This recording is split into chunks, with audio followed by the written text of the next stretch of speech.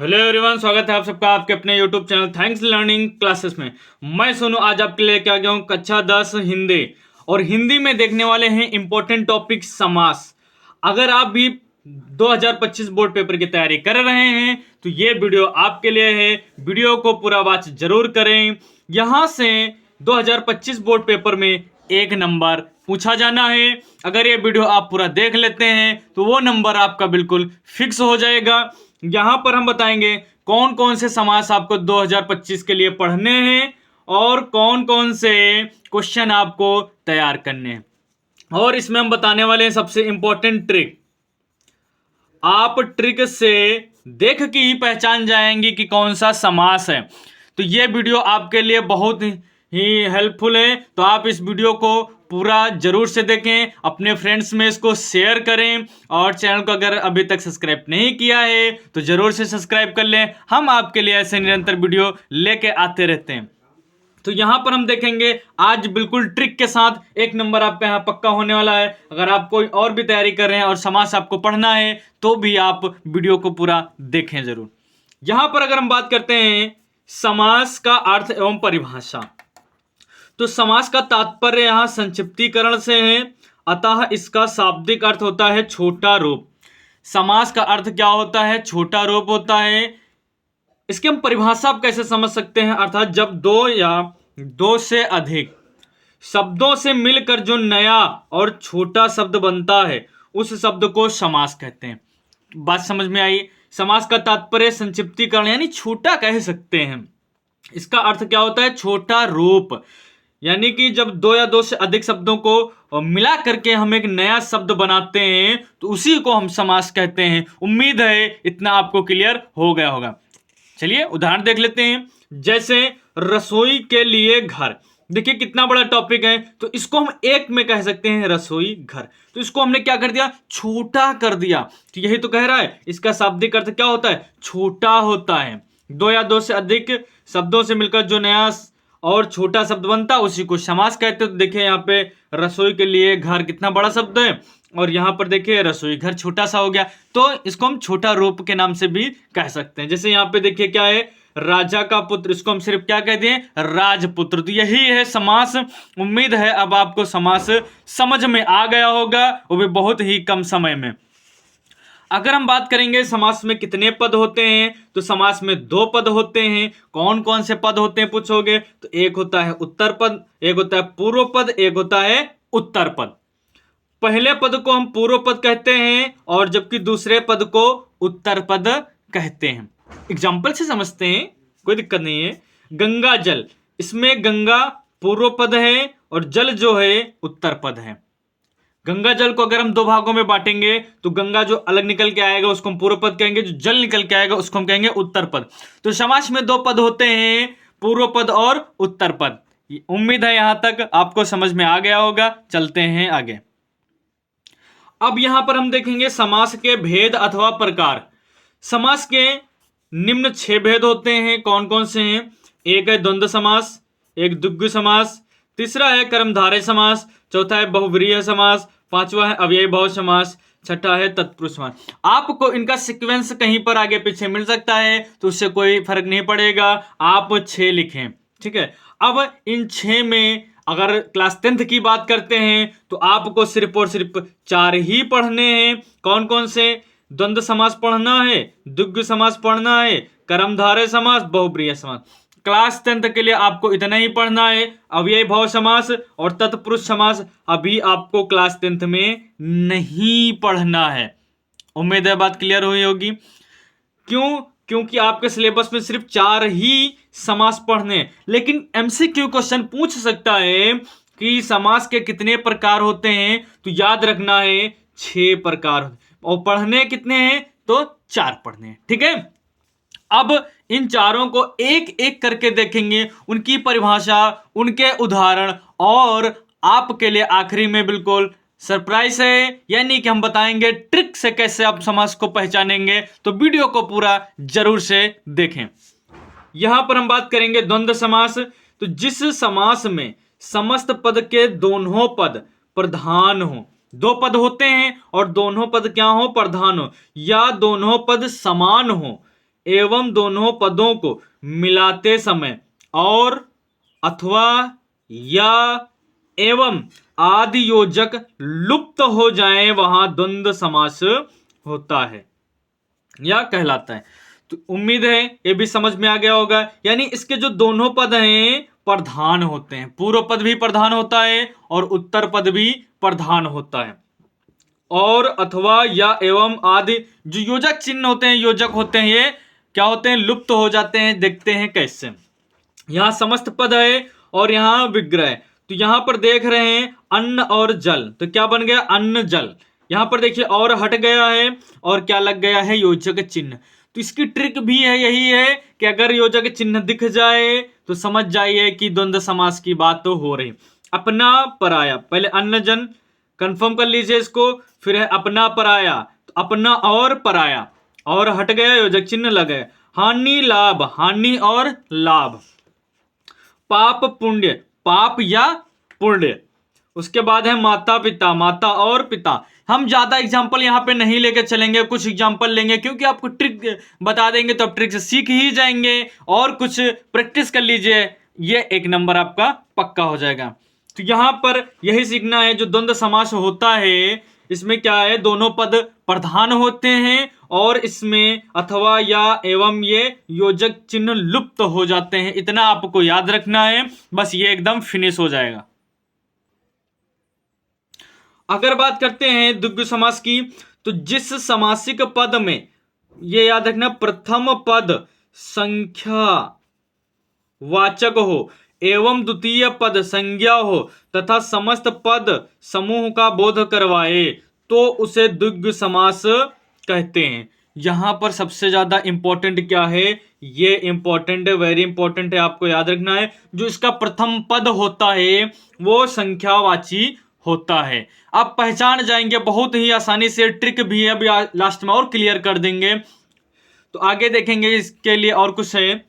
द्विगु समास का समास विग्रह करते समय दोनों पदों को लिख कर अंत में का समूह का समाहार लिख देते हैं।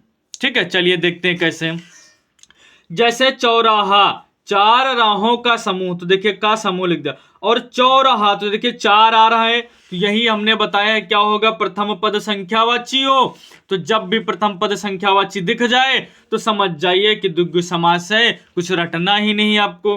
कैसे, देखिए चतुर्वेद, चार वेदों का समूह, यानी चार इसमें आ रहा है।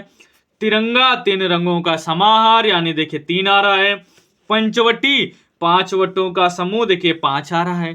त्रिफला, तीन फलों का समाहार, देखिए तीन आ रहा है। तो यहां पर जो प्रथम पद है वो संख्यावाची है, तो इससे आप आसानी से जान जाएंगे कि ये द्विगु समास है। उम्मीद है ये भी अच्छे से क्लियर हो गया होगा कि अगर ये प्रथम पद संख्या में दिया गया है, संख्या इसकी निकल रही है बोलने पे, तो समझ जाइए कि द्विगु समास की बात हो रही है। चलिए चलते हैं नेक्स्ट टॉपिक पर। यहां पर नेक्स्ट देखेंगे कर्मधारय समास, जिसका पहला पद विशेषण और दूसरा पद विशेष्य अथवा एक पद उपमान तथा दूसरा पद उपमेय हो तो वहां कर्मधारय समास होता है। ठीक है, तो इसमें देखेंगे क्या कह रहा है, एक पहला पद विशेषण होता है, दूसरा पद विशेष्य होता है। अब देखेंगे इसके उदाहरण। यहां पर है समस्त पद, यहां पर है विग्रह। जैसे कि अध पका, तो क्या हो जाएगा, आधा है जो पका। उसके बाद है नील कमल, नीला है जो कमल। नीलांबर, नीला है जो अंबर। श्वेतांबर, श्वेत है जो वस्त्र। फिर है चंद्रमुख, चंद्र है जो मुख। यही यहां पर क्या है, उपमान तथा दूसरा उपमेय हो। एक उपमान है यानी जिसकी विशेषता बताई जा रही है, और दूसरा है उपमेय जिसके बारे में बताया जा रहा है। यानी एक विशेषण है और एक विशेष्य है। विशेषण जिसकी विशेषता बताई जाती है, विशेष्य जो उसकी विशेषता होती है। तो यहां तक आपको समझ में आ गया होगा। अब चलते हैं नंबर 4 पे, जो हमको पढ़ना है बहुब्रीहि समास। ये आ गया बहुब्रीहि समास। तो बहुब्रीहि समास में देखेंगे क्या है इस समास में कोई भी पद प्रधान नहीं होता। देखो यहाँ पर कोई भी पद प्रधान नहीं होता है एवं दोनों पद मिलकर किसी तीसरे पद की ओर संकेत करते हैं, वह समास बहुब्रीहि समास कहलाता है। इसमें जो दो पद होते हैं समास में, दोनों पद ही प्रधान नहीं होते हैं, दोनों पद मिलकर तीसरे पद को प्रधान बनाते हैं, यानी तीसरा जो पद होता है वो संकेत करता है। तो इस प्रकार से जो समास बन के तैयार होता है उसको हम बहुब्रीहि समास कहते हैं। बहुत ही इजी है, तो इसको देखेंगे इसके उदाहरण के माध्यम से। पीतांबर, पीला है अंबर वस्त्र जिसका, अर्थात श्री कृष्ण की बात हो रही है यहाँ पर। तो देखिए यहाँ पर तीसरा अर्थ निकल रहा, पीला है अंबर वस्त्र जिसका, अर्थात श्री कृष्ण। कहने का मतलब है दो पद मिल करके तीसरे पद की ओर संकेत कर रहे हैं जो प्रधान है। ठीक है। चक्रपाणि, चक्र है हाथ में जिसके, अर्थात विष्णु। लंबोदर, लंबा है उदर जिसका, अर्थात गणेश जी की बात हो रही है। त्रिलोचन, तीन लोचन यानी नेत्र हैं जिसके, अर्थात शिव। विषधर, विष को धारण करने वाला, अर्थात सर्प। तो यहां पर देख सकते हैं तीसरा पद प्रधान होता है, पहला पद पूर्व पद उत्तर पद प्रधान ना होकर के तीसरा पद जब प्रधान होता है तो वहां पर क्या होता है, बहुब्रीहि समास होता है। हमने कहा था लास्ट में आपको हम ट्रिक बताएंगे और एमसीक्यू क्वेश्चन भी कुछ कराएंगे। तो यहां पर देखेंगे समास पहचानने की ट्रिक।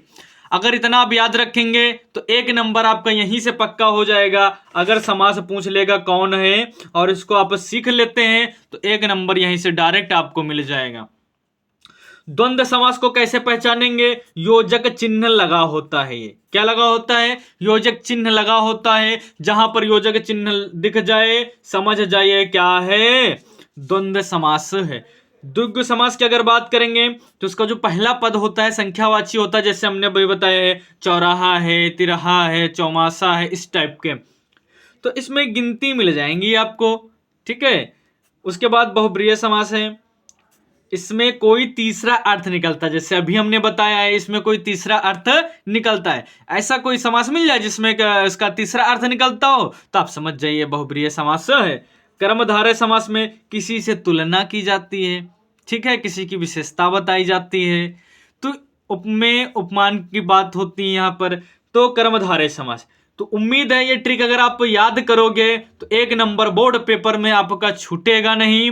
तो इस ट्रिक के लिए एक लाइक जरूर करें, ये ट्रिक आपके लिए बहुत ज़्यादा हेल्पफुल है, और चैनल को जरूर से सब्सक्राइब करें। अब देखेंगे इसके कुछ एमसीक्यू।